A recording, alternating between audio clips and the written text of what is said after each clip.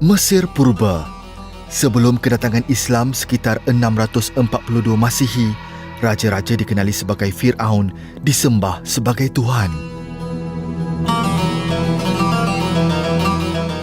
Percaya kuasa dan harta mereka kekal selamanya, jasad dan barangan berharga disemadikan di dalam piramid yang dihiasi lukisan dikenali sebagai hieroglif.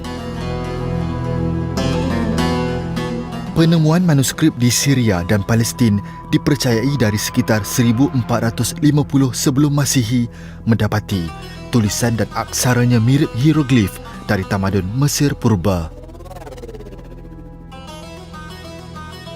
Pengkaji mencapai kesimpulan bahawa evolusi penulisan Arab termasuk kaligrafi berakar umbi dari zaman Fir'aun. Tamadun dikembangkan menerusi seni tulisan. Seiring dengan syiar Islam, tulisan Arab mula berkembang, diserikan dengan seni kaligrafi dikenali sebagai khat. Evolusi ini dapat dilihat dari seni Al-Quran itu sendiri yang pada asalnya ditulis tanpa titik dan baris. Bagaimanapun, seni kaligrafi tidak terhad pada tamadun Islam sahaja. Pengaruhnya dapat dilihat seluruh dunia. Antara penulisan tertua dunia, sistem aksara Cina disempurnakan sejak 3,500 tahun dahulu.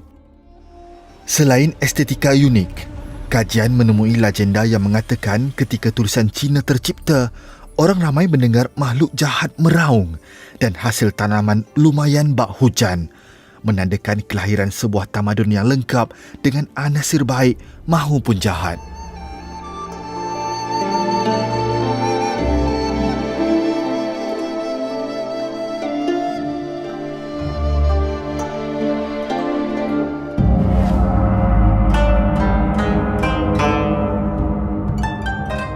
Negara matahari terbit.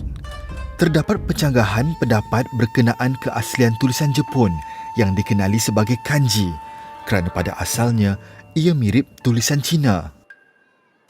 Setelah bertahun teori dan fakta dipertimbangkan, pengkaji bersetuju menerima kesimpulan bahawa sistem penulisan Jepun bermula apabila Sami Buddha dari Cina memperkenalkan tulisan Cina di Jepun pada abad ke-5. Sistem ini kemudiannya berevolusi dengan karakter tersendiri yang terhasil hari ini. Koleksi warak mukahar milik Syafi'i kini mencecah beberapa tahun dan masih kelihatan baharu. Selain campuran asas, dia turut menggunakan ramuan semula jadi untuk mewarnakan kertas. Kertas ni, warna pada kertas ni terpulang pada kita warna apa kita nak. Untuk mendapatkan warna-warna ni kita tak ada, bukanlah gunakan teh saja. Kalau nak gelap lagi kita guna kopi. Macam ini. Yang macam ini kita gunakan daripada pokok apa dipanggil ni, bakau. Kulitnya tu kita ambil, kemudian kita rebus. Kita ni apa kata, kalau saya nak buat pun lah contoh di luar tu dah lambatkan dah kan, benda yang sama je kualiti dia dan murah lagi kan. Jadi saya rasa macam nak buat pun sekadar untuk memelihara ilmu ni boleh lah, tapi kalau untuk komersial tu memang jauh lah. Saya tak sampai ke tahap tu lah. Tu je. Di Gua Al-Kahfi Batu Caves bukan sekadar sebuah lokasi pelancongan. Ia juga sering dijadikan pusat perkembangan ilmu agama. Dek persekitaran gua persis lokasi wahyu pertama diturunkan Allah Subhanahu Wa Taala kepada junjungan besar Nabi Muhammad sallallahu alaihi wasallam. Ayat pertama hingga kelima surah Al-Alaq diajar malaikat Jibril kepada baginda di Gua Hira yang bermaksud, bacalah dengan menyebut nama Tuhan yang menciptakan. Dia telah menciptakan manusia daripada segumpal darah. Bacalah, dan Tuhanmu lah yang paling pemurah, yang mengajar manusia dengan perantaraan kalam. Dia mengajarkan kepada manusia apa yang tidak diketahui. Kepentingan Iqra ini dizahirkan Ismail melalui Madrasah Ar-Rahman yang terletak di luar gua ini. Madrasah ini bertindak sebagai pemudah cara kepada pusat tahfiz berhampiran untuk menghantar anak didik mereka belajar di bawah didikan ustaz dan ustazah yang disediakan Ismail. Antaranya Ustazah Nuriah Sam, tenaga pengajar yang sudah pun 2 tahun mengajar di sini. Bukan hanya wacana ilmu sebegini, banyak lagi aktiviti berunsurkan keagamaan diadakan di gua ini dari semasa ke semasa. Di samping itu, ada juga kita mengadakan majlis-majlis keagamaan kerana kita di sini pun ada madrasah sendiri. Kita ada ustaz kita sendiri, kita ada pengajian kita sendiri, kita ada ustazah kita sendiri yang mengajar dari segi fardu ain ke, kemudian kita selalu kadang-kadang buat kursus perkahwinan, kita buat kursus yang berbentuk fardu ain ke kita buat, kemudian kita buat qiyamul lail, buat apa dalam gua ni supaya untuk mendapat aura lah saya rasa kan. Jadi itulah bentuk keagamaan. Itu budak sekolah datang, pelancong luar datang. Itu beberapa aktiviti yang kita buat sehingga hari ini.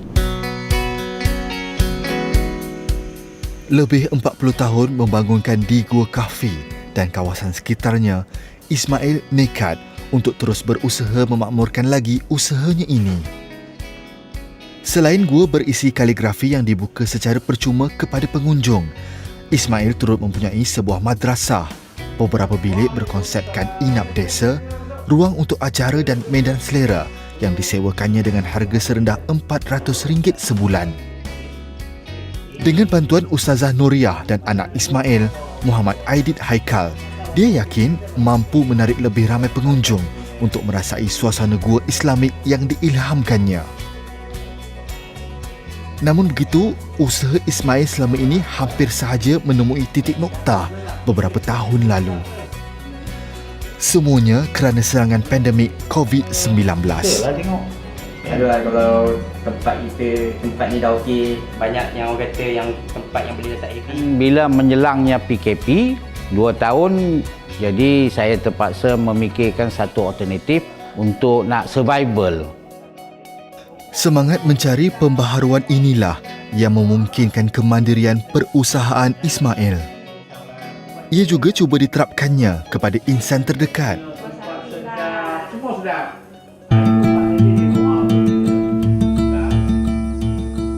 Tanpa kami sedar, senja melabuhkan tirai, namun tugas masih belum selesai.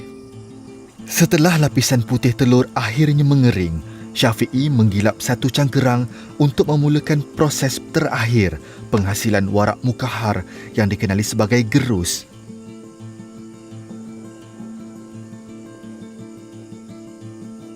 Kertas digesek menggunakan cangkerang ini supaya permukaannya rata.